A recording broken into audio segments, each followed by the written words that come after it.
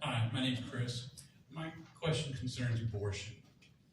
Since the Dobbs decision, states like South Carolina have revamped their laws on abortion. And since then, we've heard some horrible stories. The lady in Texas with an unviable pregnancy had to flee her state to get an abortion. And other stories about women in crisis situations with their pregnancy, going to ERs, and being told simply because we don't understand our state's laws, could you please just leave, go bleed some more in the parking lot, or go home and come back when you're closer to death? A lot of states got a chance to decide for themselves, the voters did, with a referendum. Can we have that here? Would you be in favor of the people of the state voting for a referendum that could change our current law, which is a 6-week ban?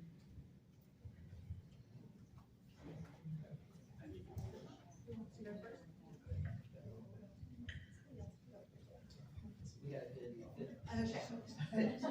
Well, on this issue, first of all, I believe that every person is created by God, and we are here for a reason. But we also have to keep in mind that people are suffering, and we need to provide the services to make sure more people don't die.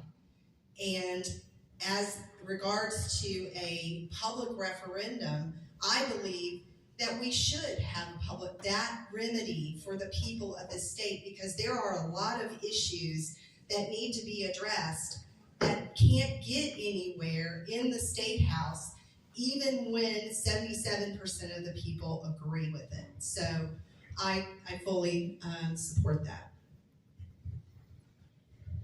So I think your question, Chris, was multifaceted. First off, abortion, it should be illegal. Every life has got value God's created.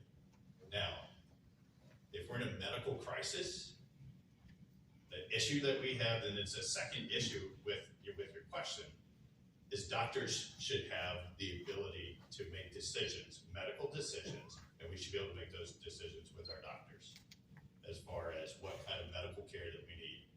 We shouldn't have insurance companies standing in the way. We shouldn't have bureaucrats standing in our way. We shouldn't have a health czar standing in our way to make those decisions. But abortion, I guess your third part to your question was, should it be the people's choice? I think South Carolina has kind of spoken already, but if we want to put it to a vote, I think it's people's voices absolutely should be heard every single time.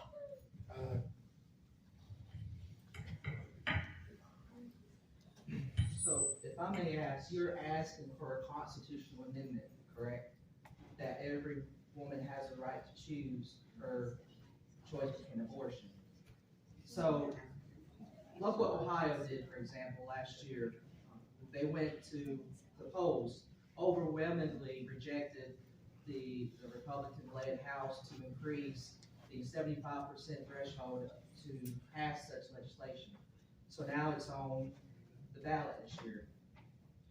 I'm pro-life. I always have been. I went to a Christian school my whole life. I respect life. But I also respect everyone's right to choose their medical condition for their bodies. I am totally against any kind of public funds going to abortion, because I can't ask my pastor, I can't ask someone in religious beliefs to go against their fundamental right to pay for an abortion to kill life. 6 weeks ban, I'm satisfied with that right now. For medical, I've got 3 kids, and we knew we were pregnant before 6 weeks. But as a constitutional amendment, I would support that for the people to decide how they want their state to move forward in that category. The issue that you brought up is a very, very minute amount of the issues that we deal with when it comes to abortion. So I'm going to say I agree with him very much, largely with Troy on his answer to you. Absolutely, though, in health situations, there are exceptions to be made in order to save life. The problem that people on the left or people who champion the cause of abortion, the problem is they've been trying to reshape this argument from where the argument should be. The argument is about life, all life. And for me, life begins at conception. And so that baby has rights just like that mother has rights. And we should be protecting the rights of all. All right. And so that's where my issue comes in. If there's a health crisis and we need to terminate in order to save the life, then that's a medical emergency. That's not an abortion at that point. That's a medical emergency. That's a different situation. And in those situations, I don't think there's anybody that would say, no, you got to let that woman die. But when it comes to just straight abortion, no, the babies need to be protected. So if abortion, life begins at conception, are you for or against IVF treatments, fertility treatments? I have no problem with fertility treatments. But life begins at conception, you said. Spontaneous abortion. That's what they call it. Then you're gonna be killing somebody. You're gonna be killing somebody if you support IVF therapy. What happens to the embryos? Next question. So we're moving on. Angie, next question. That's a good question. What happens to the embryos that they don't use that are, two questions. It's one question. Next one. Thank you. Questions are good. Thank you. Okay. Anonymous question. And, excuse me? You asked a question. Let's not hijack. Your question. We're moving on to the next question. Somebody else can ask what you want to know if they want to know it. You're welcome. Okay, so this is a loaded question, so you're gonna really have to pack it in, okay? What is your opinion of South Carolina's COVID response?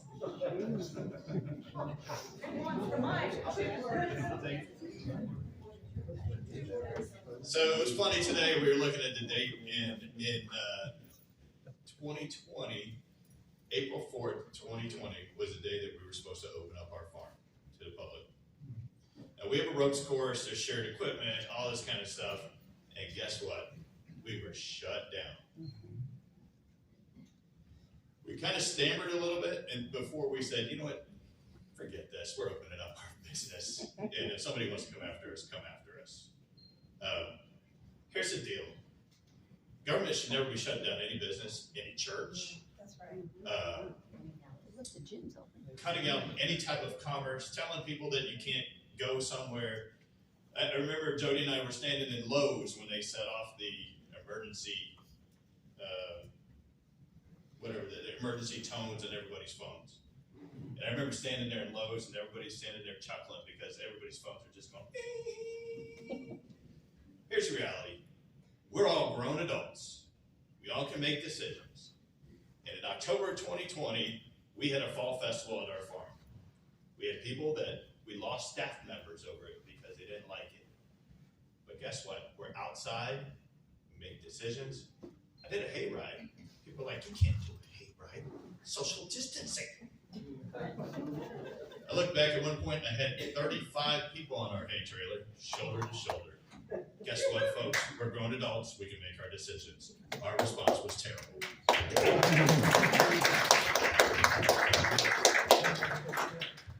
Well, COVID for us was very working in the financial industry. I don't know if you realize, but money is very dirty.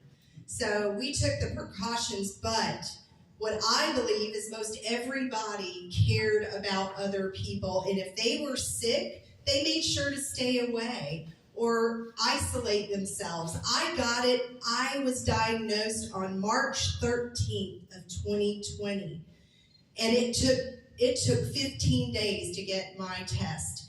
But I believe that everyone has the right, if you want to get the vaccine, fine, go get the vaccine. If you want to keep your business open, keep your business open.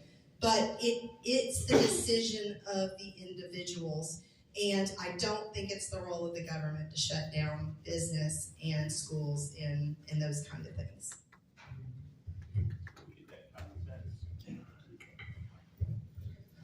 Well, I think everybody, including myself, is in that agreement with Ms. Carey and Troy here. Government has no place in shutting down businesses in schools in any kind of pandemic. That should be the school districts, that should be churches, that should be individual municipalities' decisions and the people.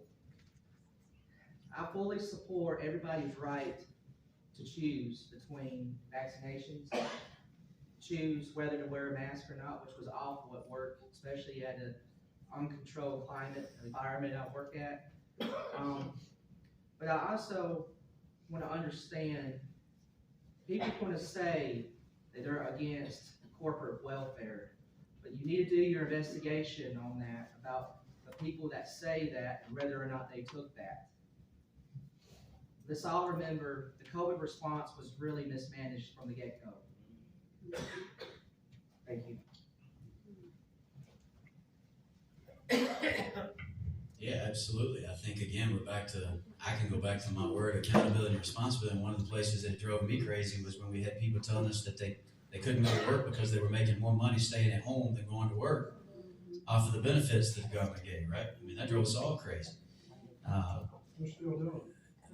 Some still do it. I mean, this stuff is just crazy. That's where the workforce got messed up, and there's just so much that we're all struggling from that. But one of the things that I saw there also is it was another time when government got involved and government tried to choose which businesses were going to succeed and which ones weren't, because they began deciding which businesses could open and which ones couldn't.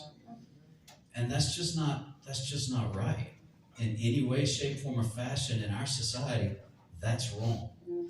And we should never allow that again. We should stand against that every chance we get. I applaud Troy for doing what he did and having the hayride. The hypocrisy was abysmal. We all remember the politicians who got caught getting their hair cut when somebody else couldn't. Nobody else could. Nobody could get haircuts, but then somebody got... I mean, that stuff is crazy, right? It was a poor time. It was a terrible time in our country. And what we saw was rampant hypocrisy. Government should never be allowed to tell us as citizens what we can and cannot do in a free capitalistic society. If you choose not to go out in public, that's your choice, okay? If you feel sick, I was a pastor at the time. I had a couple of folks die of COVID in the hospital ward. I put a mask on, I went in the ICU room, and I prayed with those individuals before they passed away. I never got COVID. I'm not telling you I had some super gene. It just didn't happen. So Daniel, just to what you said, I'm going to vehemently disagree with you. I don't think our school systems should be shutting down their government. Right now, at least, they're the government department. I do agree that businesses should have the right to do what they want to do. But municipalities, school systems, absolutely not. We're not killing our commerce over a made-up pandemic. Look, we all got sick. I would say probably most of us in this room got COVID. There were some folks that passed from it for whatever reasons. It was not a great illness to have. I've had it, I think, 3 or 4 times. But the reality is, nobody from government should be shutting us down. And one thing about the government and schools being closed, and I want to just rebut the fact that people didn't want to go back to work. The reality is their kids, they had to e-learn. The parents were having to take care of their children, and if they didn't have anyone to help them, even if where they worked was told that they were essential, what do parents do if they had no place for their children? So I think that, there wasn't a lot of consideration made in that respect for our families as the COVID, all of those mandates went down.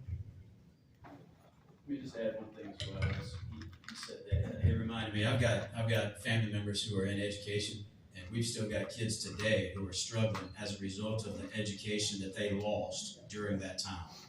the fact that they were out of the school system for the better part of, 3 years? I mean, we could really say it really messed up their formation. And they're still struggling, not only educationally speaking, but socially speaking. It has affected their ability. Man, those kids needed that. And so I agree, Troy. That was a major detriment to our society, and we're still suffering from that today.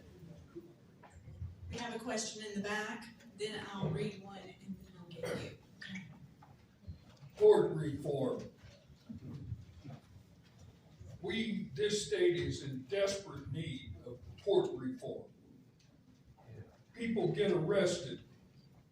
They get bail, they go out, they get arrested again, sometimes 3, 4, 5, 8 times. And the bail never goes up. How do you feel, what's your position on tort reform? There are several other issues, but that's the big one.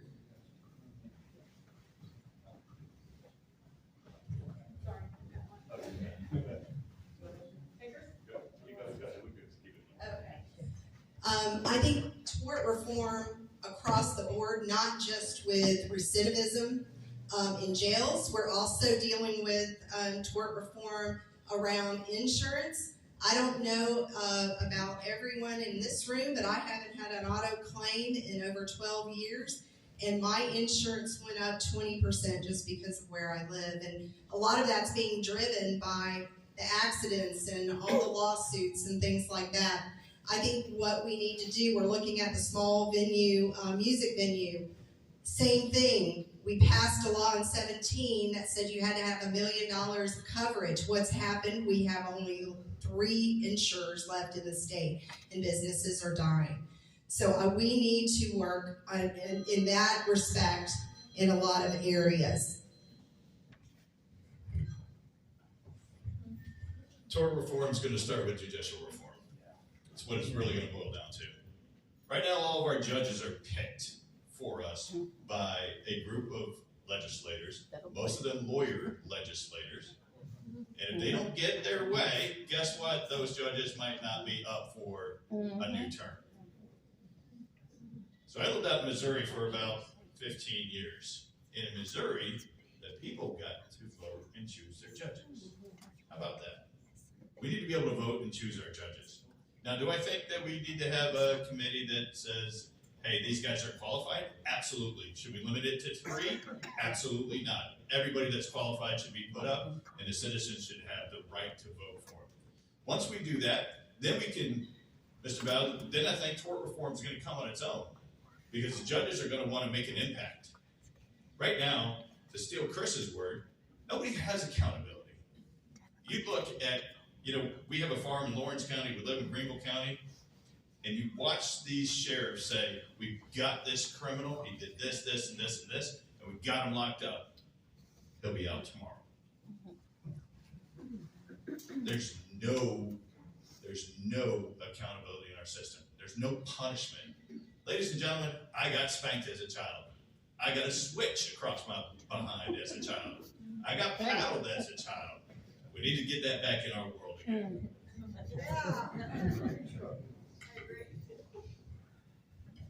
You brought up a very interesting issue about the drinking and driving, I guess, for tort reform and getting in jail, getting back out, getting it in. While judicial reform is needed, I also feel like that bail reform also needs to be looked at.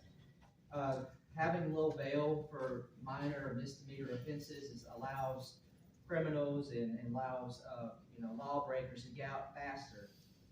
Bail reform will go hand in hand with tort reform. And the issue that Carrie brought up about 2017 about requiring events and venues to have the $1 million liability issues, because like Troy said, there's a lot of attorneys out there in the state. There's a lot of attorneys that want money when they see it. And these insurance companies are claiming that every $3 they get every $1 they get for a premium, they're dispersing $3 out for a victim or liability. So definitely that has to be looked at. Judicial reform has to be looked at. I feel like we are one of the only 2 states in the country that does not elect judges. South Carolina and Virginia, the 2 most powerful chambers in our state house across the country. And we really need to give more power back to the people to vote for these judicial judges. I feel like we'll see a lot more changes if you do that, if you would like the judges.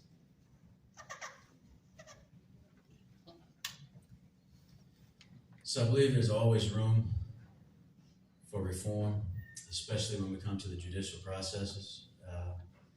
I think that we see a lot of progression and changes just in society that necessitate that. I believe our society today is not the same. Behaviors today, the repetitiveness of what happens and how people act, and we've talked about it, again, the same two words. People just don't have the same sense of responsibility, and they don't see life the same way as we did 20 or 30 years ago. And so when it comes to these issues of reform, when we're talking about, whether we're talking about tort or bail or judicial reform, I think they all come back to, okay, what is the best circumstances that we can put in our judicial system to help correct behavior, to help facilitate the judicial system in the purpose that it is, the purpose that it has for us as citizens. And the reality is we want to be safe. We want to have a safer place. We all want to live in a safer place. And we all want the judicial system to aid us in that. All right? And so whether we're talking about, the tort situation, I think really clogs up the courts sometimes. And so whether we're talking about making room through tort reform, or whether we're talking about bail being more or less, I know cash bail is a big talking point for some people. There's all kinds of things that we can talk about. I think there's room for reform. All right, there's always room for reform. Do I have an answer? No, I'm not a lawyer. I'm not a judge. I've not been in that arena, but I definitely would love to have a good analysis of how to